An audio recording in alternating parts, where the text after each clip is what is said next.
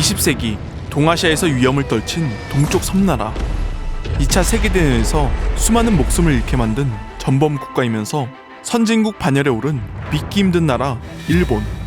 이렇게 위기를 기회로 바꾼 신화적인 국가이지만 여러 예언에서는 그들의 미래가 불투명한 것으로 내다보고 있습니다.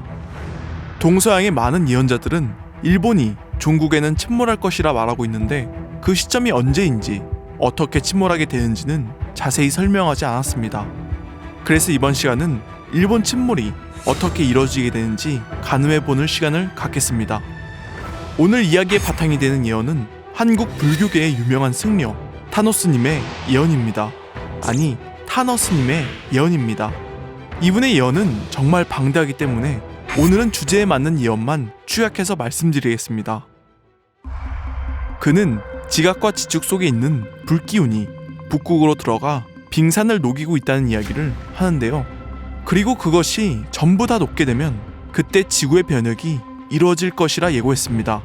그리고 지구 변혁은 결코 멸망이 아니라 새로운 세상이 열리기 위한 하나의 필수 과정인데 그 목적지까지 가는 길에서 수많은 변화가 일어나게 된다는 것입니다.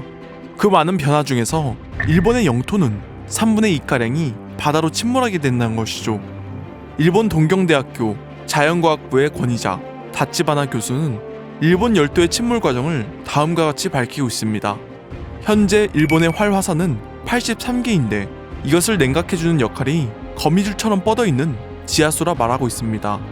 그런데 여기서 한 군데의 화산만 잘못 터져도 지하수의 불균형으로 이루어지게 되고 그로 인하여 연쇄 폭발을 일으키게 된다는 것입니다. 그렇다면 이 화산이 폭발하게 된 시점은 언제일까요? 타너스님의 일본 침몰 예언 실현은 한 가지 전제 조건이 있습니다. 바로 빙하 해빙이죠. 그래서 오소리는 여기서 의문이 들었습니다. 빙하가 전부 녹게 되면 해수면이 높아진다는 것은 당연지사인데 그것이 화산 폭발로 연결될 수 있는지에 대해서 말이죠. 해외 연구 논문들을 살펴본 결과 여러 가지 설이 나와 있는데 가장 신빙성이 높은 것을 뽑아보았습니다. 국제학술지 네이처에서 발표한 논문은 태평양과 같은 다양한 해류가 충돌하는 지점에서 해저면과 더 많은 마찰이 일어나게 되는데 이것은 지각판 경계면에 있는 섭입대 부분을 약화시키게 된다는 것입니다. 그리고 그 결과 대지진이 발생한다는 것이죠.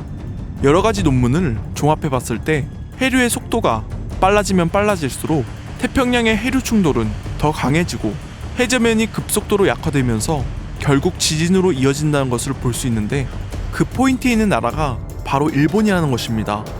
게다가 더욱 소름돋는 사실은 일본을 스쳐가는 쿠로시오 해류가 지나가는 지점이 환태평양 지진 때 불의 고리를 가로지른다는 점이고 또한 그 근처가 후지산이 있다는 것입니다. 그럼 마지막으로 타너스님의 예언 실현의 전제인 빙하 해빙이 현재 얼마나 진행되었을까요?